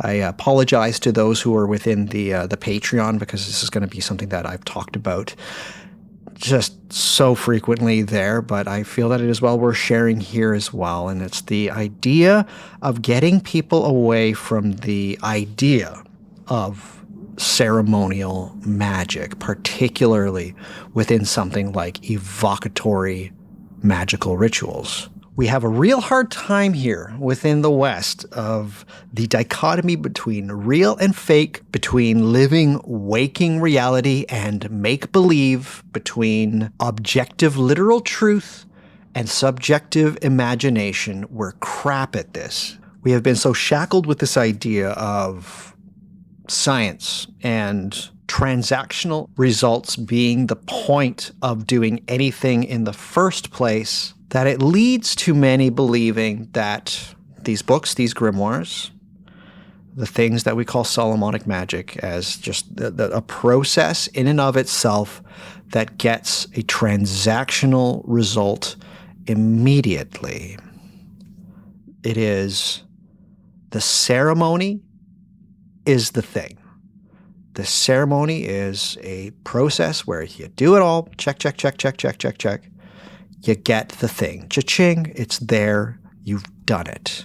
I am, and have been for the last 2 years or so, trying to get people to reconfigure within their approach the idea that it's not the ceremony that gives you what you would like to have as a result. To my mind, and many can disagree by all means, but this is my little audio grimoire, my audio clavicula. I find that it is the performance, it is the make-believe aspect of this variety of evocatory ritual magic that is the most important element in it. Get lost in the performance, get lost in the drama, get lost in the situation of what you are doing that is in some way part of what allows for this kind of magic to do what it is supposed to do. From where I sit or stand or wherever I am situated these days with this variety of magic, I see it for the most part to be an act of storytelling, which doesn't mean that I think it's not real. It's very much real. The results are very real. Yet something happens when one leans into the act of doing something that to most of us would be considered imaginary or make-believe or performative, i.e., we'd call it false these days. It's fake. It's fiction. You're doing something fictional. That leads you to a place of success rather than thinking that it is because of doing a ceremony as you do it step by step by step that gets you your results. If you want to do this kind of magic, the grimoires will say certain things for sure, but some of those things you're going to have to dispense with. And how do you in your mind know what to dispense with, what to keep, what to jettison? My advice at this point, at this stage in the things that I've done, is to go for the one that seemingly has a crazier story. You know stories. You're a magician. There's a reason you come to this podcast. You like stories. Me telling the history of this stuff and the history of other kinds of magic, those are just stories. You know what makes a good story. Lean into the elements of this process that have a good story to them, that you think will make a good story. Believe in them. Make believe in the stories.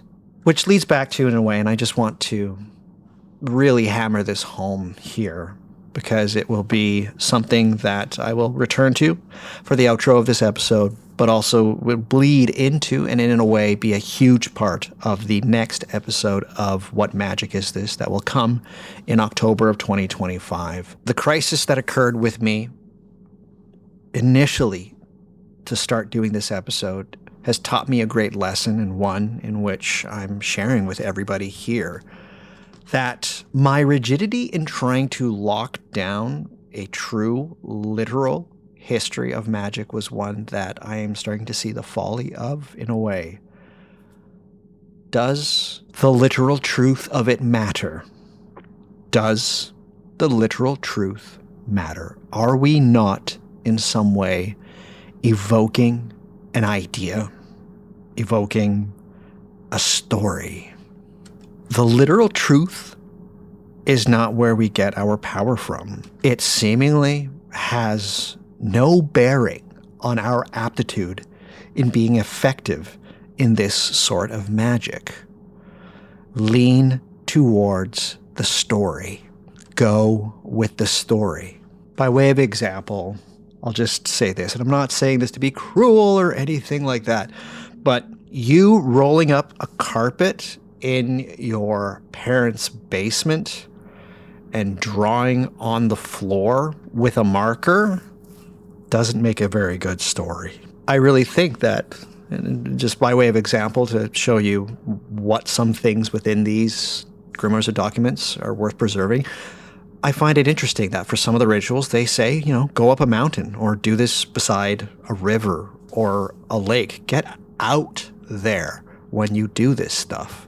The story seems to be better the further away you are from comfort, from familiarity. What's more, when you lean into the story, the make-believe, the performative aspects of this kind of evocatory magic, you have to write the story. And something which I think is not talked about enough within the confines of this sort of magic is the idea of the liber spiritum. And for those who are unaware, some documents, one of them including On Magical Ceremonies, which is within the fourth book of occult philosophy attributed to Agrippa, but they talk about within On Magical Ceremonies this idea of having a liber spiritum, a thing that you have with you that documents your interactions with spirits. I say that the liber spiritum, this kind of journal, is in some ways probably the greatest tool in this form of magic.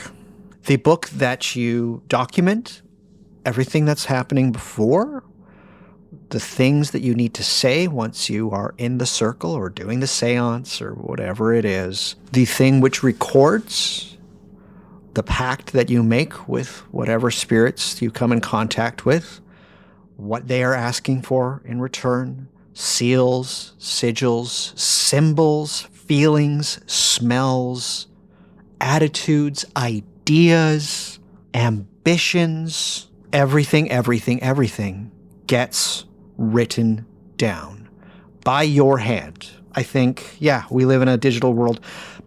There's something about writing that I think is important to this kind of magic, this performative magic, that folks just ain't talking about enough. For me, the liber spiritum was entirely essential to doing this magic. With the ideas that I've hopefully infused throughout this episode, I really hope I'm beginning to change your mind in the centrality of the written word, written diagrams, written texts to being Solomonic magic itself.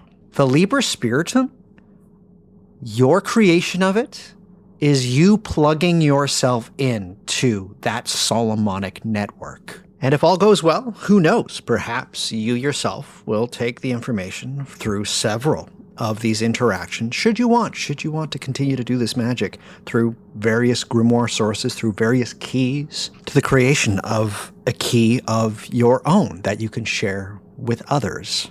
That is the Solomonic magic tradition, an atemporal continuum of story creation, of storytelling. The Liber Spiritum is, I think, very crucial. The creation of a story, of making things real through the creation of the story and through the magic that you do. It's, is this the time to share it? Yeah, okay, I'll just share it.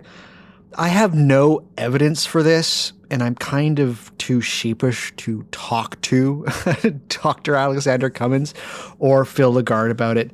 But part of me thinks that an excellent book on the art of magic, which, okay, just really quickly, I'm gonna speed run through introducing this grimoire to you.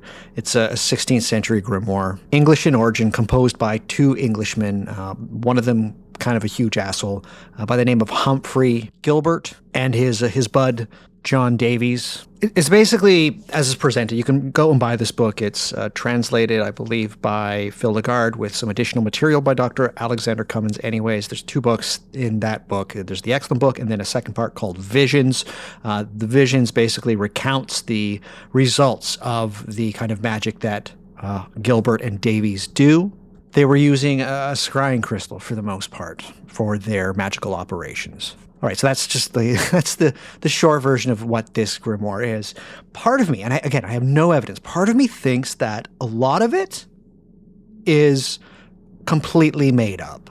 That a lot of these things, these visions, they talked to dead sorcerers, someone like Cornelius Agrippa, and I believe Roger Bacon. And I believe also King Solomon himself. Anyways, it's an astounding document if you read Visions. Visions, for the most part, is kind of their Liber Spiritum. It's their diary of their interactions. And for the most part, I think that, again, no evidence, that a lot of it is made up. A lot of it seems really far out. A lot of, they don't really list the tools or the things that they use. Some people have said that there's reasons for that, but I think that for the most part, they were engaging in these things, but they were also creating a fiction to aid within the creation of real results, real spiritual results. They were engaging in something that we have a real hard time thinking about right now, that the use of stories and storytelling in aid of a kind of performative magic. Anyhow, I'm pretty sure of this. Just a gut reaction, just a gut feeling from me. But for those of you that have a copy of it is an astonishing document, an excellent book on the art of magic, which includes their diary Visions. Have that in mind as you make your way through it. And I hope it makes as much sense to you as it does to me. Anyways, this to me is one of those things that I've logged and noticed when I engage in this form of magic, the centrality of putting ink to paper, not just for you to do the rituals, but everything that is occurring while you're going through the process of doing the ritual and things that occur during and after. Write everything down. You're creating. Yeah, blah, blah, blah. Casting a spell is a spell. Yeah, but it is. It is. And I will have to mention that on my Patreon, shortly, hopefully after this episode is aired, I'm actually going to be showing and taking people through one of my Liber Spiritums for a grimoire which was crap. It was a terrible grimoire. It didn't work. And I just want to use it to exemplify some of the things that I put in it, but also to just go a little bit more in depth than I have here as far as the kinds of things that one should put in to their Liber Spiritum for when they're doing this kind of magic. It's going to be a video. It's not just going to be an audio. I'm going to take people through. I'm going to show you one of my Liber Spiritums for something that didn't work. And I know people will be like, why do I want to look into one of your notebooks for something that didn't work? And the main reason is because I've actually already talked about that grimoire in earlier Patreon episodes where I did a series about how people can get started in doing evocatory ritual magic. It was a series called Fake It Till You Make It, in which I go in far more in depth into how to do performative-based ritual magic. But we used a grimoire that was just garbage, and it didn't work. At least for me, it didn't work. But it allows people, if they go through the process and the steps that I go through in the 3-part episode of my Patreon, Fake It Till You Make It, it just kind of gets people into going through the motions of doing ritual magic. But a very important element that I left out that I will be doing shortly after this episode is the Liber Spiritum and what goes into that. Because, yeah, I tried using this grimoire, and it was so incomplete and so fractured and so shattered, it just didn't work. So I thought it would be a great example of showing each of the Patreon supporters what I actually put in there and why it's there. But other than that, what you yourself can put into a Liber Spiritum, the kinds of things that should probably be there. And yes, did I mention it's going to be a video, so you get to see my beautiful face. Patreon.com/whatmagicisthis, or go to whatmagicisthis.com, find a Patreon button. Come join the Patreon, $7 a month. This is my job. This is my living. This is what I do. Yes, the creation of a Liber Spiritum, this bit of information might be the most important thing that I've said to you today. Oh yeah, and just to tag this on here, not that I care too much about how you personally go about doing it, but try to do it, again, physical things, ink, paper, notebook, and stay away from AI. That's it. All this being said, though, I do realize that some of you listening that truly want to engage in this kind of magic, this tradition in some way, this kind of evocatory magic might be like, I don't know if I can just jump right in. It's true. I certainly did when I started off with doing what we would consider to be Solomonic magic. And is there any resource, any places that I can direct you to maybe help you a little bit? Well, for one, I've got a Patreon. I talk a lot about Solomonic magic there, but for everybody else, is there any resources as far as one thing that you can use as perhaps a way of getting going? That is there a manual, in the ways that the claviculas clearly aren't? It might look like it, but is there a kind of step-by-step manual for you to be able to try and engage with something that might be considered Solomonic magic? And there's one that I mentioned earlier. It's a book I can't shut up about. In fact, people actually are getting angry at me for mentioning how much I like this book. Truly, I'm not joking. People are pissed off that I keep talking about this book, but it's Magister Officiorum, The Ceremony of Solomonic Magic by Giulio Cesarotti. I did an episode with Giulio. It's probably, for my money, the book that truly, I was doing a bunch of shit and it wasn't going very well. And then Giulio's book came into my life at a very important period of time, and it just, everything started to make sense to me as far as what I needed to do, the kind of things I needed to do. And yes, it is an exceptional resource, small book, well worth every penny that you spend on it. Can't recommend it enough. And even if it is one of those things where you don't want to use the grimoire that he uses as the basis for that, which is the Ars Goetia, there are lessons within there that I have ported into other grimoires that have allowed me to have some pretty insane results. Giulio's work is exceptional, and that book is probably your best bet. Another somewhat recent resource that could be very helpful, even if at the outset it might be a bit of a head scratcher. I maybe would not recommend this one if you're completely unfamiliar with grimoires or Solomonic magic, or the things that we call Solomonic magic. In a way, it's a bit of a swan song, but that would be the 2 books that compose what is called The Night School by the late, great Jake Stratton-Kent. Jake, I've talked about quite a bit on this podcast and in the Patreon. Well, the last thing that he did was 2 books. The first one is called The Sworn and Secret Grimoire, followed by Cyprian's Office of Spirits. It's Jake basically coming up with a grimoire that is, I would say, beginner-ish friendly to be able to start the ritual process. And though Jake would probably argue that what he is doing isn't really pure Solomonic magic. I still think that there's a lot of things within these two books, particularly the second book, Cyprian's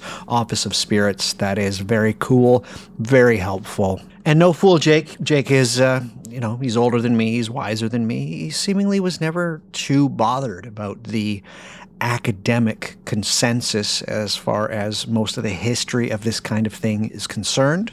To quote Dr. Alexander Cummings in his wonderful foreword to this last thing that Jake Stratton Kent wrote, Dr. Al has this to say, I quote, "Throughout this text, our author consistently shows as well as tells us how we can dispense with so many intellectual pitfalls that might dog both the beginner and expert magical practitioner alike.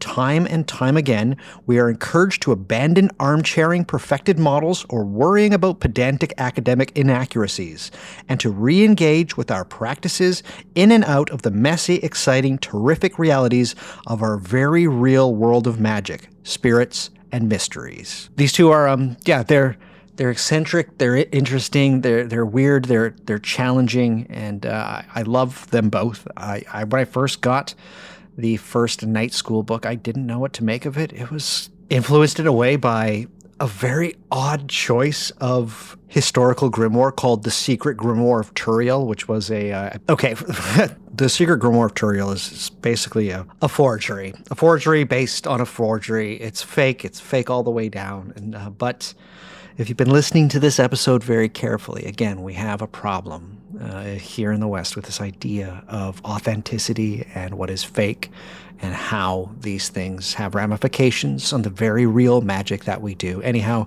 I recommend both books within the Night School. It was released by Hadean Press not too long ago, both books. Those are my recommendations if, you need an extra nudge, you need a little bit more guidance. But within those books, you will see that there is a lot of things that leads one to believe that these texts themselves, the things that we would like to put in the corpus of Solomonic magic, are never quite what they seem. They don't give you as much information as you probably need to engage in this magic because, again, that wasn't really the point of them. To go along with these recommendations from Julio and Jake, the similarity between these works and their differences lead me to believe that, and something that you need to try and reckon with, that they're merely signposts on the highway. They're meant to influence you more than anything, instead of to show you the A, B, C, 1, 2, 3 process of doing a kind of grimoire-based magic. They're meant to help you seek out other things. The most important of these other things is your own way of engaging in this sort of magic, this variety of magic, with the ultimate ambition, in a way, to create your own book. God's willing, with the help of the things that you've learned in the creation of your Liber Spiritums, the stuff that you believe has been most helpful for you in a creation of a book not unlike Magister Officiorum or Jake's The Night School. I'm in a very lucky position that people love sharing things with me, and in my hiatus over the last little while, I've had a lot of people share a lot of things that they're working on with me and things that they're publishing they themselves. And while I haven't had, the most amount of time to look into every single one of them, I am over-gladdened by what I am seeing. And I'm seeing that people are taking their cues from people like Julio and people like Jake in their understandings of magic and how they want to approach magic and how they want to share them. One of these people is somebody that takes Jake Stratton Kent's work very seriously and used Jake's studies as a bit of a catalyst in the creation of their own understandings. And this gentleman by the name of Victor Trevor, they shared with me something that they thought that I would like. a book they just wrote called The Deep Black of Forever, Stellar Necromancy and the Western Mystery Tradition. And I thought it was lovely. I thought it was brilliant. It really gave me hope. And again, it just reinforced the sentiment with which I opened this episode. We're living in such a great period of time for magic. And all the people that have been sharing the things that they've been working on, like Victor did, and their understandings, just, it really makes me happy that I'm alive at this moment to see just how interesting everything has become. But also with the wide variance of these things that people are sharing with me, some of them very certainly within the realm of something we could call Solomonic, or at the very least grimoire based, that there's this deep understanding that their magic is very personalized. It's based on their personal understandings, and ones that are based also off of what the scholars and academics say what their consensus are, sometimes older understandings of things, but always done with a deep appreciation of what their magic does for them, how it situates within their mind and their life. It seems deeply personal, and it's a true reminder of something that seems anathema to this idea of Solomonic magic, at least how I used to understand it, which is that your magic is the best magic. The magic that you do is usually going to be the best. And while you can use a lot of older texts as influences and the way that it's written and try to do it the way that you suppose they might have been doing it, ultimately it's your interpretation and how you augment the things in these old books, these old grimoires, to create new spirit interactions, to create a kind of magic that, if you were to put it down in a book, you yourself might slip in a little story at the beginning, a little story about a king who was a great magician. And that maybe that after you tell that story in the following pages of this book that you yourself have written, that you are the inheritor of a kind of true wisdom, that these are indeed the true teachings of King Solomon. Of course, by putting those things there, it would, in a way, not be true. It would be not accurate, to say the least. It would not be literally, factually true.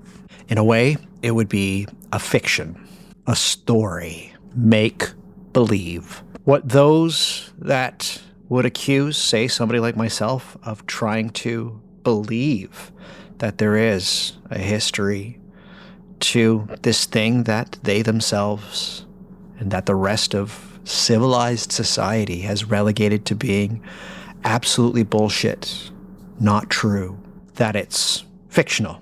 All of these texts, all of these grimoires, they're engaging in something that is probably just a kind of literary tradition. They're just telling stories.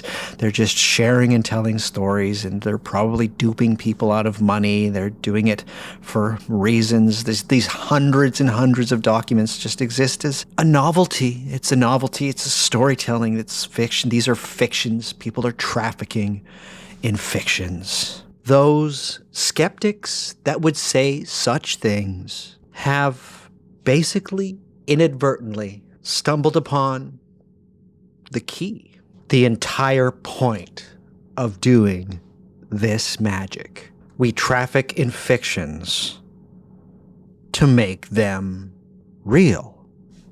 And we will have more to discuss about this on the next episode of What Magic Is This podcast.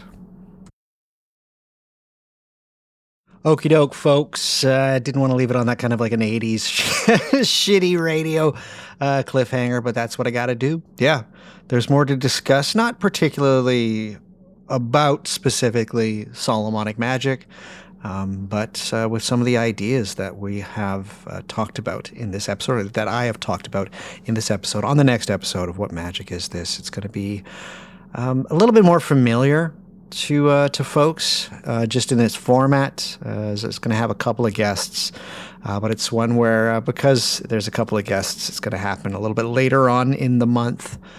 because I literally have to leave my house to record because I have a baby that loves making noise, not just crying. She just likes making noise. Oh, the irony! A podcaster with a child that likes to make noise. Anyhow, so it literally requires me to get into a car and drive somewhere else, or to send my baby away with my girlfriend.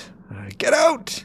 Daddy's got to record. Anyways, I haven't decided which of the two is going to happen. But anyhow, doesn't mean that I'm going back to the having guests all the time kind of thing. It's just a bit of a special occasion. It's Halloween season, right? So it's a little Halloween. It's a little trick and a little bit of a treat. That is going to be for all of the wonderful listeners of this podcast. That then was the addendum to Solomonic Magic.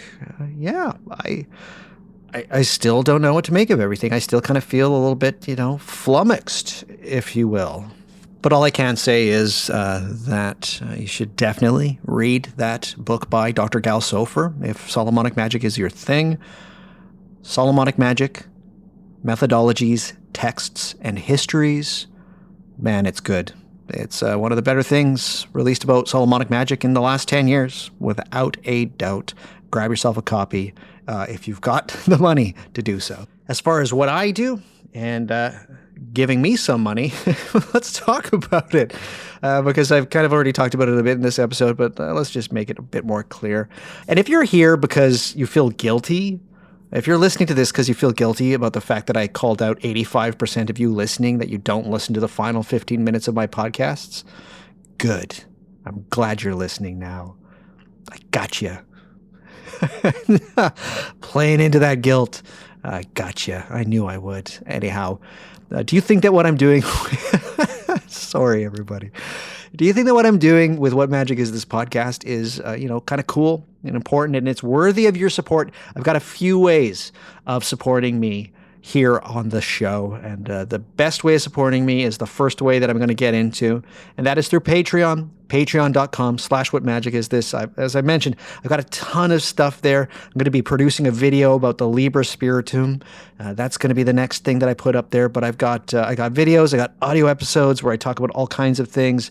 Just did one on Byzantine demonology, which now that I've did this episode on Solomonic Magic, and after having read Dr. Gal's book, it's like, oh, how much really do I know about Byzantine demonology? It's not true. That episode is still pretty relevant, as I didn't really use Grimoires as like the basis of knowledge of what the Byzantines thought about demons. But I also have episodes about things like angels and Hermanubis and other entities. I do episodes wherein I did that thing that I talked about and take you through how to do get your feet wet with Solomonic rituals and stuff like that. All I can say is I have a ton of things over there on the Patreon, tons of offerings, hours, hundreds of hours of stuff over there. There's so much. It's like a whole different podcast. And in my opinion, it's my best work. If you like these solo episodes, you'll love what I do over there on the Patreon. I'm not just saying that. It's like a whole different show. And in my opinion, it's like the good stuff. You get to see a little bit more of Doug and how he approaches the magic that he likes, as well as just the fact that they're so well crafted. I mean, I really got on my way to do some good production values on those episodes. My best work is on my Patreon. I would love for you to join the Patreon. $7 a month American. That's it. 7 beans.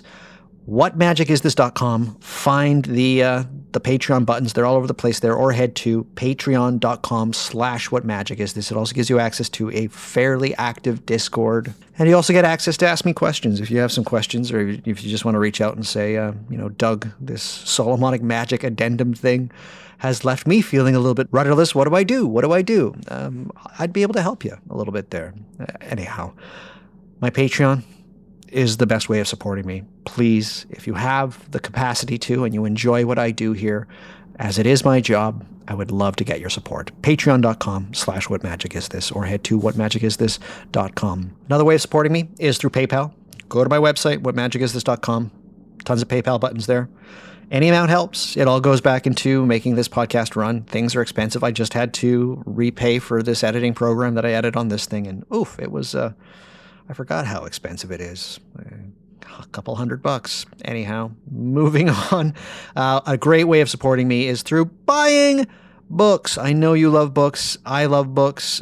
Back in the day, magicians loved books. It is the Western magical tradition. These texts, these books, books and books. And so what I do is I have a bookshop through bookshop.org. If you go to my website, whatmagicisthis.com, or head to bookshop.org/shop/whatmagicisthis. For each and every episode that I do, I have the resources that I've talked about in the episode as well as in the show notes to this show, which I probably should have mentioned at the beginning. I do show notes for every single episode I do. Head to whatmagicisthis.com to find those show notes. There's additional material there. It's all well and good. Anyhow, any of the books that I bring up during this show or in the show notes will be there on the bookshop. You can buy it. What happens is that you give some money to an independent bookshop that are selling these books. You get the book. I get a little cut of it because I was the one that directed you to buying that book. Everybody wins. You get your book. I get a bit of money, and that independent bookstore gets a bit of business. It's just a great deal in every way, shape, or form. So if you're located within North America, specifically within the United States of America, please grab yourself some books from my bookshop. It is the Western magical tradition, and what's better than having some books and helping your old pal Douglas live his life and be able to buy food for his baby and for his girlfriend. Head to whatmagicisthis.com, find the little button there that says What Magic Is This Bookshop, or head to bookshop.org/shop/whatmagicisthis. The final way of supporting me is one that's not the greatest financially, but I just love the moral support that I get when you buy some merchandise from me.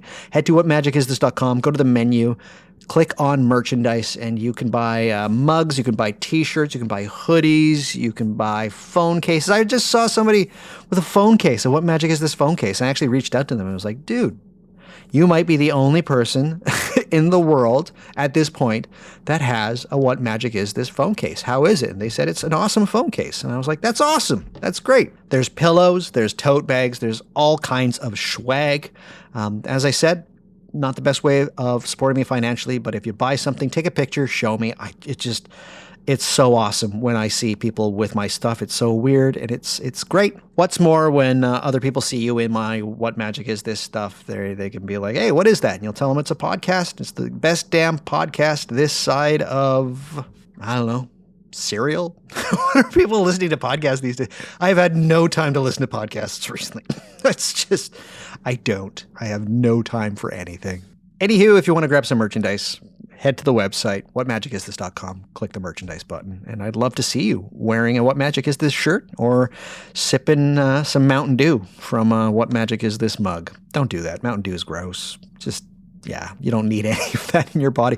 We should probably never have ever drank the soft drink known as Mountain Dew. But yes, let me reiterate, if you do want to support me, the best way of doing so, besides buying a bunch of books, is to do it on the Patreon. Whole different podcast. In my opinion, my best work. Would love, love, love to have your support. But otherwise, if you want show notes for this episode, you want some books to read, and you want the links as to where to buy them, please head to whatmagicisthis.com. All right, cue that outro music.